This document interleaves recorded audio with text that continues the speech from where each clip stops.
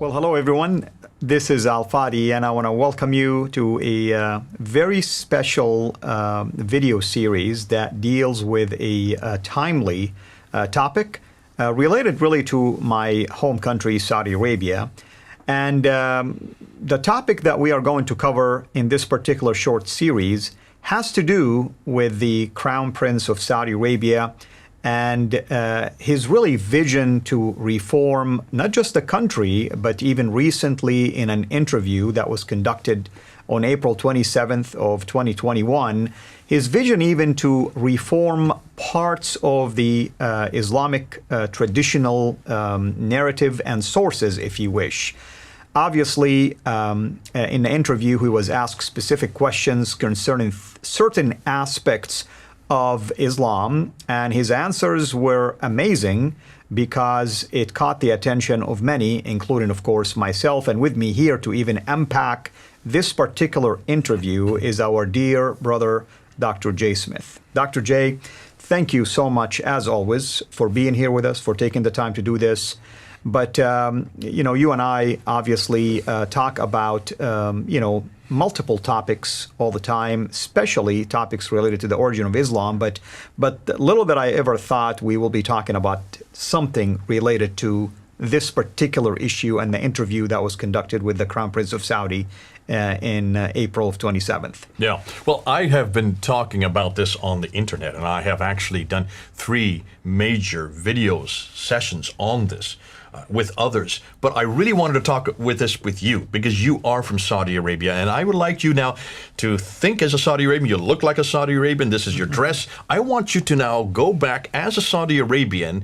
I want you to listen to what I'm going to present because this is the first time you're hearing it, this categories and the things I'm going to bring up. And I want you to react as a Saudi Arabian and also as a former Muslim yourself. Because what we're dealing with in this interview is earth-shattering. It's foundational concerning everything I've known about Islam. And it happened just a while ago with an interview that has now gone all over the world. Yet the repercussions to it, I think, are only beginning. And I'd like to know where we're going to go and see what we should see in the future. So there are a number of things I want to bring up in this series of episodes. First and foremost, I want to talk about Salman bin Rush, MBS. Mohammed bin Salman. Mohammed bin Salman, yeah. Can we cut that out? I completely got his name cut backwards. It's Mohammed bin Salman, not Salman bin Mohammed. Right. It's Mohammed bin Salman. He is the Saudi prince. Now hold on a minute. When we hear Saudi prince, what does that mean? Unpack that first of all so that people know his Well, I mean, to say a Saudi prince, obviously, automatically any Saudi will associate them with the Al Saud or the House of Saud. Which is the family that founded the Kingdom of Saudi Arabia. In fact, the Al Saud or the House of Saud is named after the founder Mohammed bin Saud, which we have a university named after him in Riyadh. The country is named after him. Saudi is after the name of Mohammed bin Saud, who is the founder of the kingdom itself. And we're talking here about the Crown Prince, who is next in line to become the future king and the leader of the country. And that's why the comments he made in this interview are, like you said, have gone viral because you've never heard anything like it before coming from the top, basically, authority in the country. Well, let's go back, and I want to unpack this interview. Here, let's look at the slide. You can see a picture of the Saudi prince on the left there. That's Mohammed bin Salman. And he's being interviewed by Abdullah al-Mudayfar, who, in fact... Al-Mudayfar, yeah. Go ahead and say his name. Yeah, Abdullah al-Mudayfar. And so it's his show.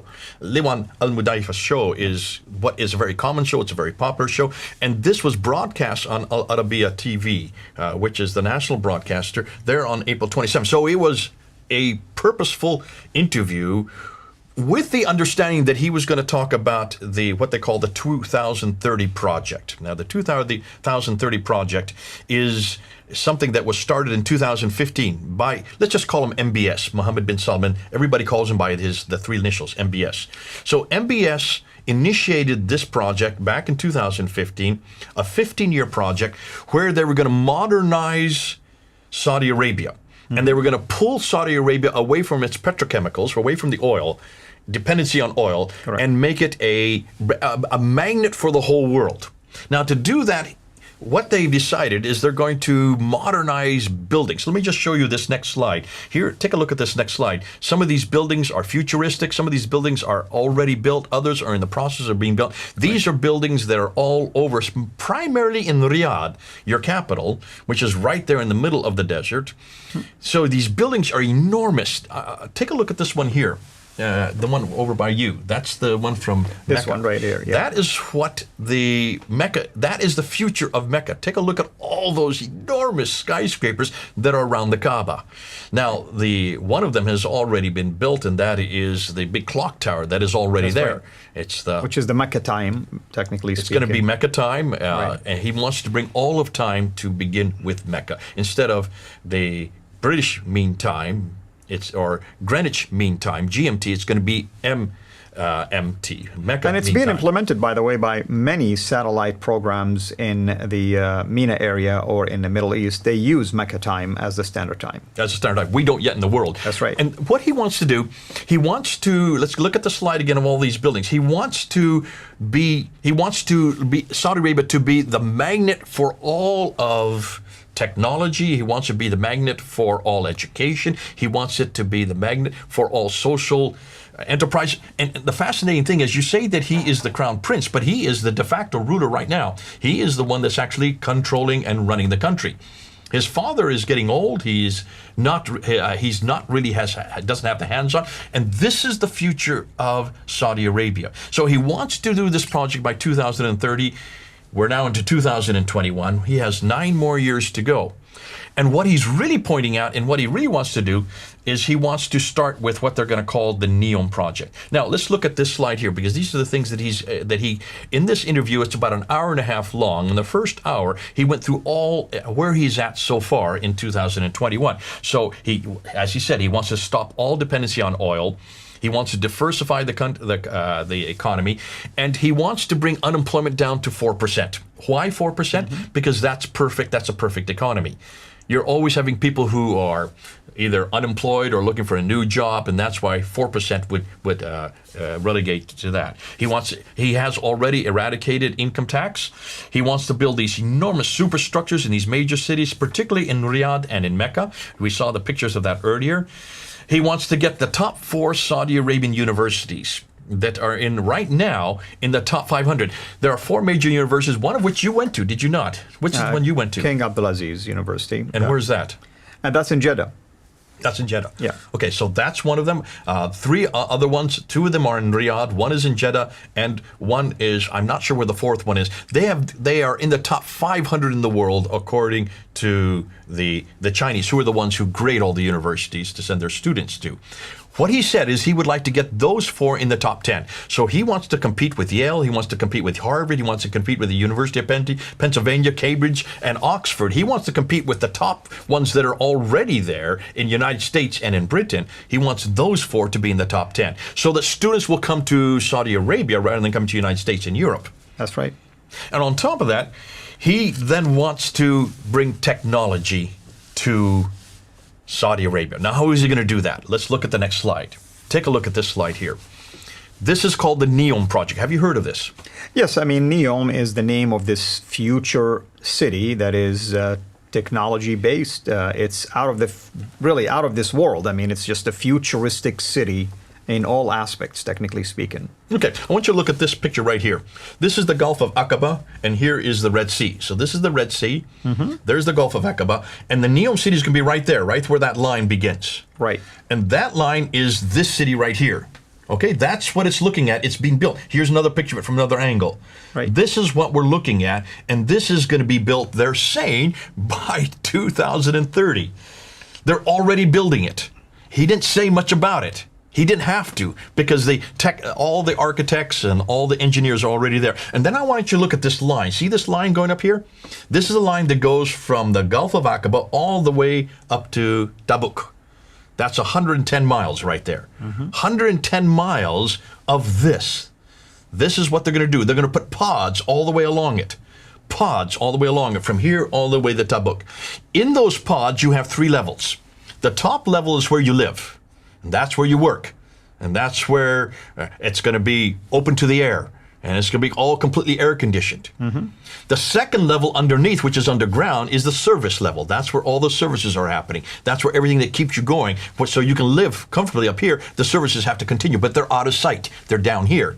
Right. The third level underneath then is the transportation level. That's where the red line is. And this third level is going to have a super fast train that goes at 110 miles. To go 110 miles, they can do it in 20 minutes without stops.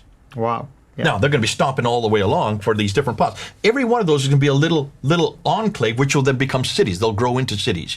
Now, that is where the technology is going to be. And that's where the new Silicon Valley is. And what he was saying is, we're going to take Silicon Valley, we're going to take the best and the brightest from all over the world, the best engineers, the best scientists, we're going to bring them to this line. They call it the line.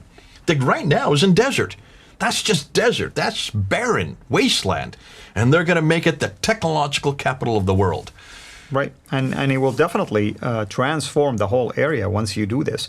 Not to mention, of course, you're familiar with this, that the perceived location or the possible location of the actual Mount Sinai exists there. So this will become not only a place for work, but even a tourist attraction.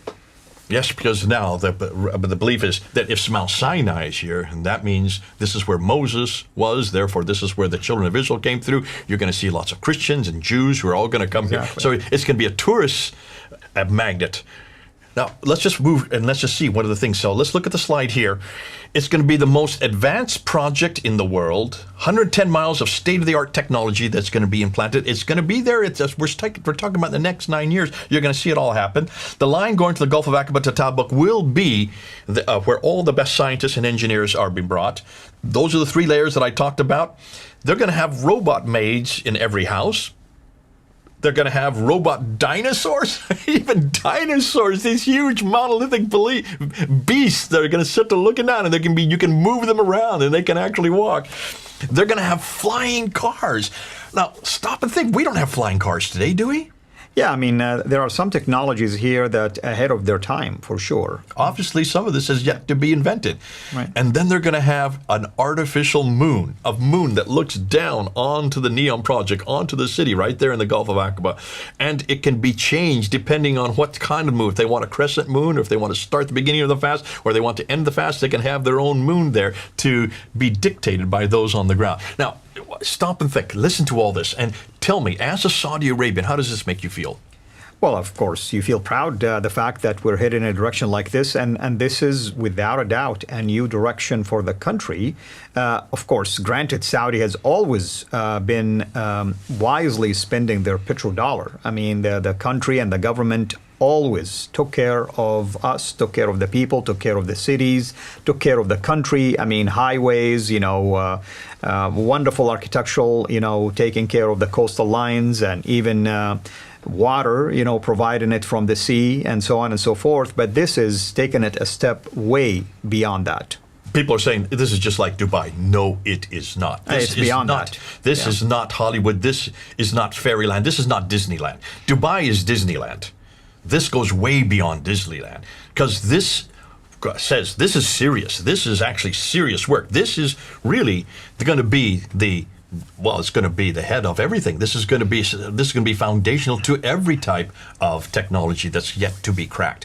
We're going to be going to Saudi Arabia to get all our education. They're going to have hundreds and thousands of students coming in who want to be trained there, which means they're going to have to bring in all kinds of professors from all over the world, which means they're going to have to open up a lot of the rules and regulations. Now, stop and ask, what has MBS already been doing? You notice he is the one that has said that women now can drive. Absolutely, He's the drive. One they can take off the head coverings when they're in public. And no need for the Guardian, system. That just happened 2 weeks ago. Yeah. He's pushing back on every one of these rules and regulations that we've known Saudi Arabia being so strict with. He's pushing back on all of them. Why do you think he's doing that? Well, so he can accommodate this. Now, that's to show you what he is doing. There is a problem. We're going to talk about that in the next episode, because this was brought up. See, remember I said for the first hour, he talked about all these accomplishments that he has done already and that he's going to be doing. Right. He's accomplished, he's already done. Now he says, well, what about the future? Mudaifa came up with a question. Right. And of course, I mean, you and I know, once you're talking about a country like Saudi and headed in a direction like this, and especially what you mentioned about women driving, no guardian system, even the head covering and so on and so forth, I think people are starting to feel like, wow, are you sure you're talking about Saudi? Exactly. So I think next time we'll talk about what problem can this create. Okay, and that was the last 30 minutes of this interview. We've done the first hour.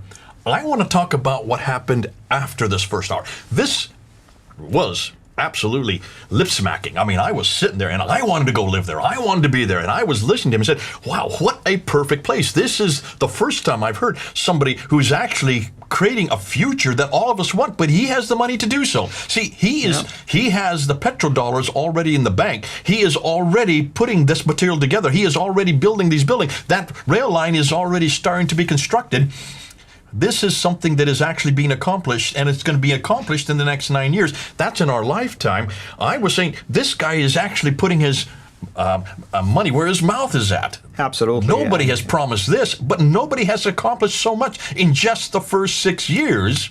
You ought to give him credit. You have to give this guy credit. Definitely visionary, and we'll continue. But there's a problem. I don't want to say what it is yet. Yeah. Let's wait for the next episode, because that's the problem that we're going to talk about, because I want to talk about two different things. We're going to have probably 2 more episodes, maybe 3 episodes, because I want to talk about this problem, because it's fascinating what he said next. Over to you.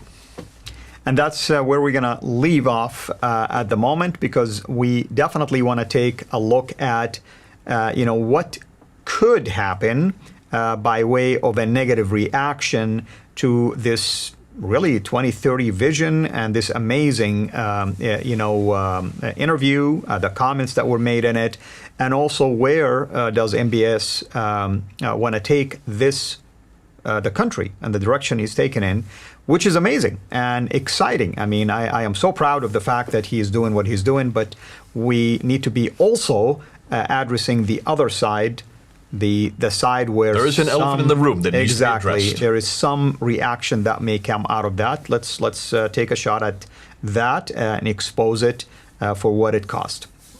With that in mind, brother, thank you so much, of course, for the work that you do. I know you did address this in a couple of episodes in your own channel, so I'm excited that we're doing it together here. And until we meet again next time, everyone, have a blessed day. Thank you for watching this video. Be sure to like and subscribe to our channel, Sira International, and click on the bell so that you receive notifications whenever we publish a new video or go live. I would also like to appeal to you to consider becoming a Patreon patron by clicking the link right below. By doing so, you can give towards the production of these videos. There are also other options for you where you can give to our channel. I thank you from the bottom of my heart.